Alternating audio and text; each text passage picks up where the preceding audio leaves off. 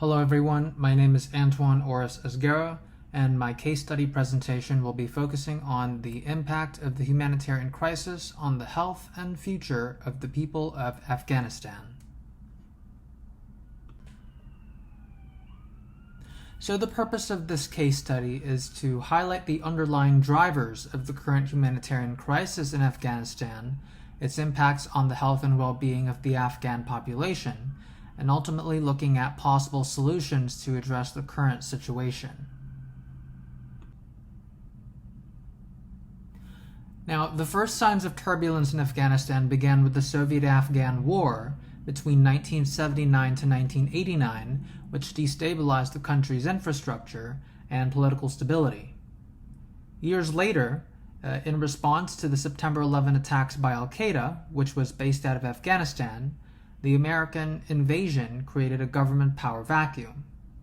As a result, the Taliban were ousted from power and fled into exile in Pakistan. The United States' attempts to develop nation-building in Afghanistan required billions of dollars in foreign aid with help from other governments and international financial institutions to provide for investments in infrastructure and economic stimulation. Now, this created an over-reliance on financial donor aid for most of the Afghan government's fiscal spending. And by August 2021, the Taliban insurgency led to the eventual commitment of U.S. troop withdrawal. As a result, the Taliban regained complete control of the country after overrunning the capital in Kabul, thus creating further instability among Afghanistan's people and its future.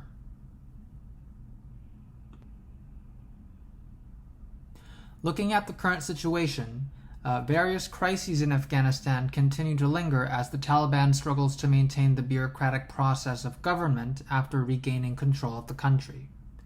Issues such as hunger and malnutrition have become rampant as Afghanistan is at risk of facing a famine. This may also be exacerbated by the potential after-effects of a global supply shortage of grain due to the ongoing Russia-Ukraine conflict as of 2022. The fractured healthcare system, which heavily relied on foreign aid before the Taliban resumed power, is currently in disrepair. Funding for Sehat Mandi, the foundational project that provides healthcare to millions of Afghan residents, has been cut off since June of 2021. More than 90% of the health facilities in Afghanistan were at risk of being shuttered. In addition, the Taliban's constant human rights violations against women and girls continue to stunt the growth and development of the Afghan population. Ultimately, all of these aspects culminate in worsening the various social determinants of health, as 3/4 of government public spending was covered by donor aid from international organizations and other partners, for which most of them have been withheld temporarily.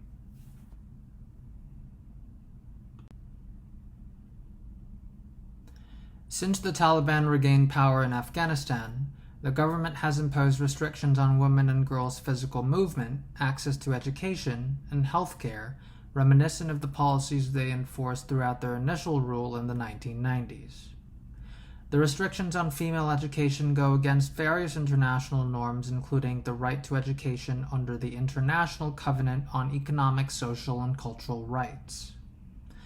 Ultimately, much of Afghanistan's donor aid from international organizations and foreign nations has been placed on the condition that Afghan education continues to be equitable and accessible.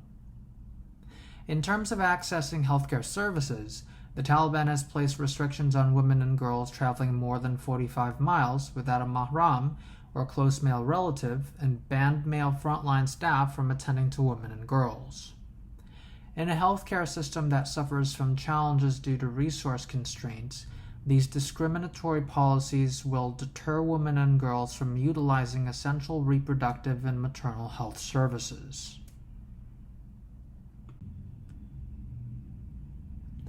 In terms of global governance and health, where we look at global governance institutions such as the World Bank, the International Monetary Fund, and the World Trade Organization, which have helped finance the economic development of low and middle income countries, These multilateral financial institutions that played a massive role in developing the Afghan economy has also played an indirect role in exacerbating the humanitarian crisis. As a result of halted funding from these financial institutions and other non-governmental organizations due to the initial sanctions passed by the UN, more than 2,000 health facilities were at risk of being shuttered due to a lack of medical resources and salaries for frontline workers. This is in addition to the hundreds of thousands of Afghan residents who will likely lose their employment and the millions of Afghan residents who continue to be food insecure. In terms of governance for global health, which looks at achieving goals related to social justice and equity, it is exceedingly challenging for international institutions such as the World Health Organization and the United Nations, along with countless non-governmental organizations, to coordinate the distribution of aid, food, medicines, and other vital resources while the Taliban remain in power. It would be even more challenging to maintain accountability regarding whether the donated resources are distributed equitably, especially if the Taliban were part of the decision-making distribution process.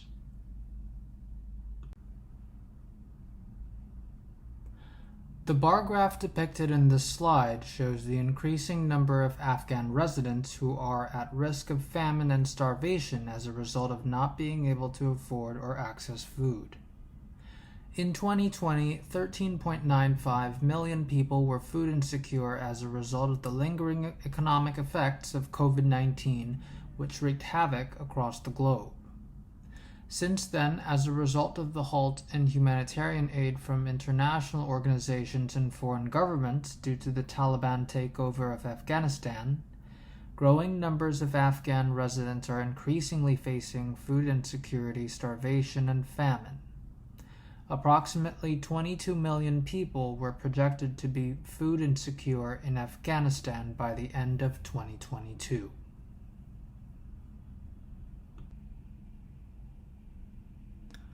In conclusion, the people of Afghanistan will continue to suffer if foreign donor aid continues to be halted.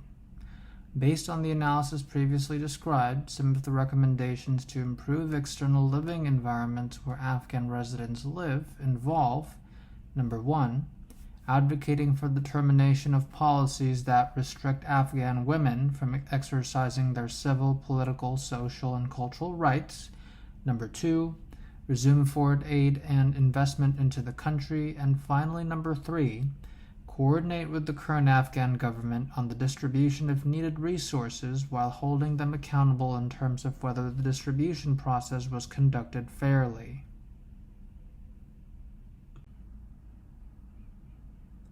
Just to recap what we've established so far, the Taliban has made it increasingly difficult to donate financial aid and resources to Afghanistan. Human rights violations against women and girls continue to worsen the declining social determinants of health among the general population. And finally, the lack of proactive global governance in dispersing aid to Afghanistan will lead to further deterioration of the Afghan humanitarian crisis.